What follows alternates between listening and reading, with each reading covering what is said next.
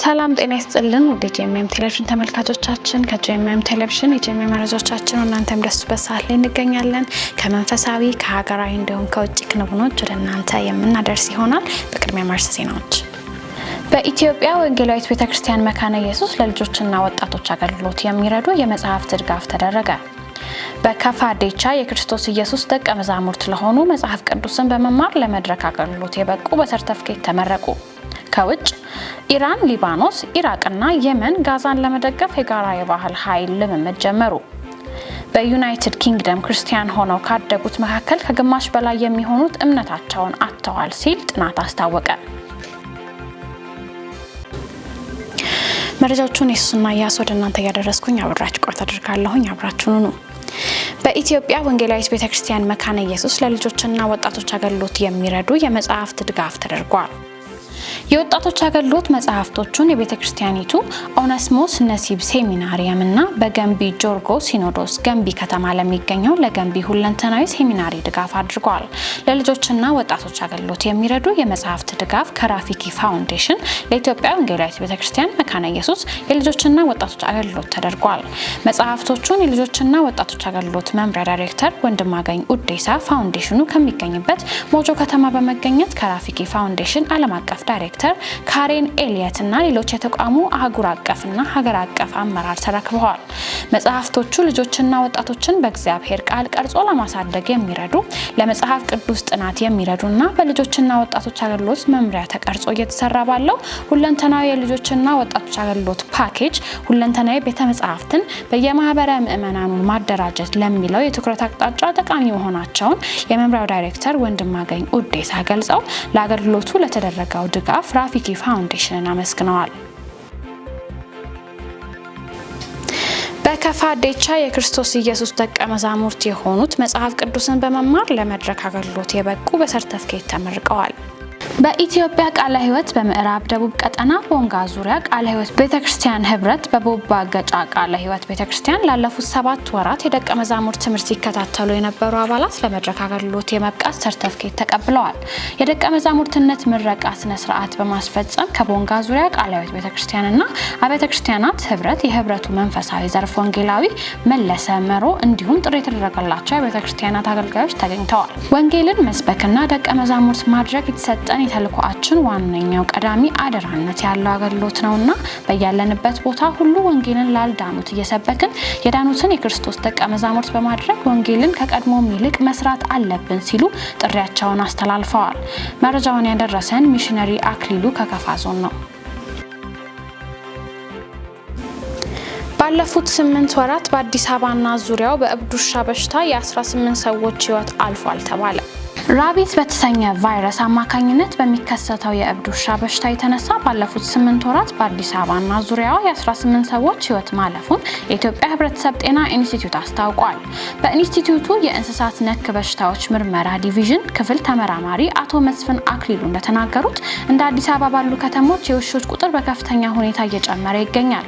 በተለይም ደግሞ ባለቤት አልባ ውሾችን በማስወገድ በኩል በቂ ስራ ባለመሰራቱ ሁኔታው እንዲባባስ አድርጓል ያሉ ሲሆን ባለፉት 8 ወራት በአዲስ አበባና አካባቢው የሚገኙ 1462 ሰዎች የውሻ ንክሻ እንዳጋጠማቸውና ክትባት እንደወሰዱ ተናግረው በአሁኑ ወቅት አሳሳቢ የሆነ የመጣውን ይህን በሽታ ለመግታት ሁሉም የሚመለከታቸው አካላት በጋራ መስራት እንደሚገባ አሳስበዋል። ከነዚህ መካከል 1050ዎቹ የአዲስ አበባ ነዋሪዎች ሲሆኑ 412 የሚሆኑት ደግሞ ከአዲስ አበባ ውጪ እንደሆኑ ተጠቅሷል። በተጨማሪም የመከላከያ ክትባት ሳይወስዱ ህይወታቸው ካለፉት ሰዎች ውስጥ 4ቱ የአዲስ አበባ ነዋሪዎች እንደሆኑና ቀሪዎቹ 14ቱ ከአዲስ አበባ ውጪ እንደሆኑ አንስተዋል። አብዛኞቹ የእብድ ውሻ በሽታዎች መንስኤያቸው የውሻ ንክሻ እንደመሆኑ በሽታውን ለመከላከል ውሾችን በየጊዜው ከማስከተብ ባለፈ በጤና ማዕከላት የሚሰጠውን ክትባትና ሕክምና በጊዜ መውሰድ የሚገባ በመሆኑ በአዲስ አበባ የተጀመረውን ይህንን ተግባር ወደ ሌሎች ክልሎች ለማስፋፋት ፕሮጀክት ተቀርጾ እየተሰራ ይገኛል ተብሏል። መረጃዎች እንደሚጠቁሙት በእብድ ውሻ ንክሻ ወይም በሌሎች በተለከፉ እንስሳት የእብድ ውሻ በሽታ ወደ ሰዎች ሊተላለፍ ይችላል። ይህም በበሽታው የተበከለ እንስሳ ሌላ እንስሳ ወይም ሰው ሲቧጭር አሊያም ሲናከስ የእብድ ውሻ በሽታን ሊያስተላልፍ እንደሚችል ሲነገር ምልክቶቹ ከታዩ በኋላ የእብድ ውሻ በሽታ በአብዛኛው ሞትን ሊያስከትል እንደሚችል ተጠቁሟል። መረጃውን ከዳጉ ጆርናል አገኘ ነው። መረጃዎቻችን እንደቀጠሉ ናቸው። አሁን ደግሞ ከውጪ ወዳገኘናቸው መረጃዎች እናልፋለን። በአሜሪካ የእርዳታ ገንዘብ የምታቆም ከሆነ የ1 ሚሊዮን ህጻናት ህይወት ሊያልፍ ይችላል ተብሏል። አሜሪካ የገንዘብ ድጋፏን የምታቋርጥ ከሆነ መከላከል በሚቻል በሽታዎች 1 ሚሊዮን የሚሆኑ ህጻናት ህይወታቸው ሊያልፍ እንደሚችል ዓለም አቀፍ የጤና ተቋም አስጠንቅቋል። በማደግ ላይ ላሉ ሀገራት ወሳኝ ክትባቶችን በማቅረብ የሚታወቀው ጋቪ የተባለው ድርጅት ኃላፊ ዶክተር ሳኒያ ንሽጣር የአሜሪካ እርዳታ መቋረጥ በዓለም አቀፍ የጤና ደህንነት ላይ አስከፊ ተጽዕኖ ይኖረዋል ሲሉ ለቢቢሲ ተናግረዋል።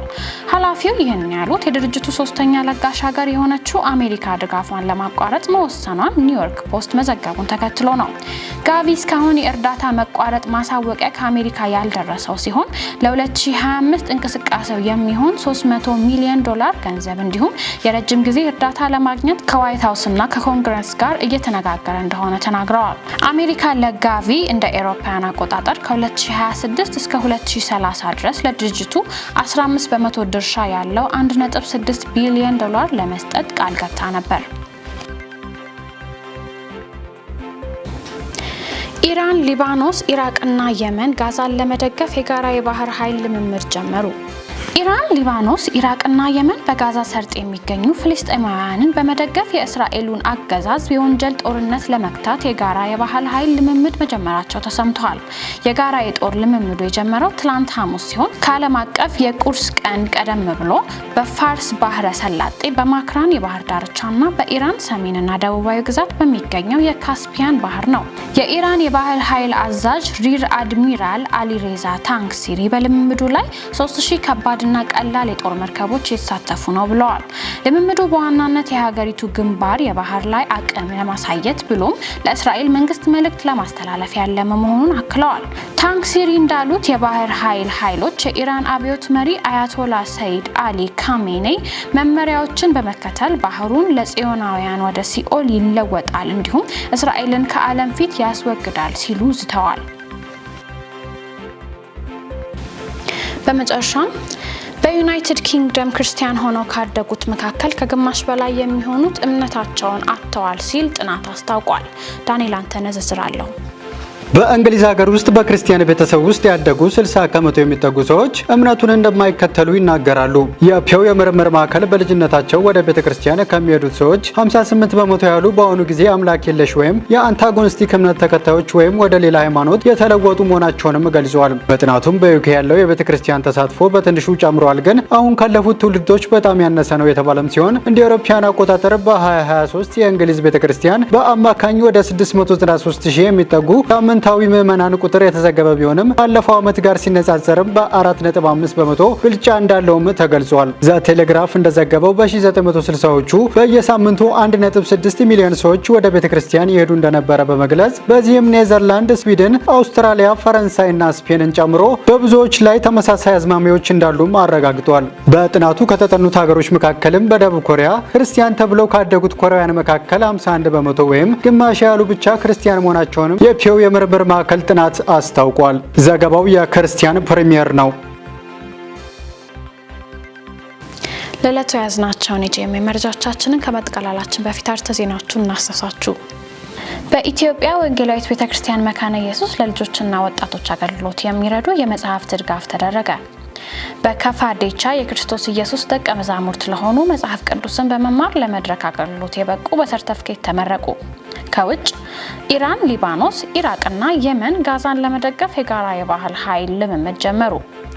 በዩናይትድ ኪንግደም ክርስቲያን ሆነው ካደጉት መካከል ከግማሽ በላይ የሚሆኑት እምነታቸውን አጥተዋል ሲል ጥናት አስታወቀ። ለዛሬ ያዝናቸው የጂኤምኤ መረጃዎቻችን ይህን ይመስሉ ነበር።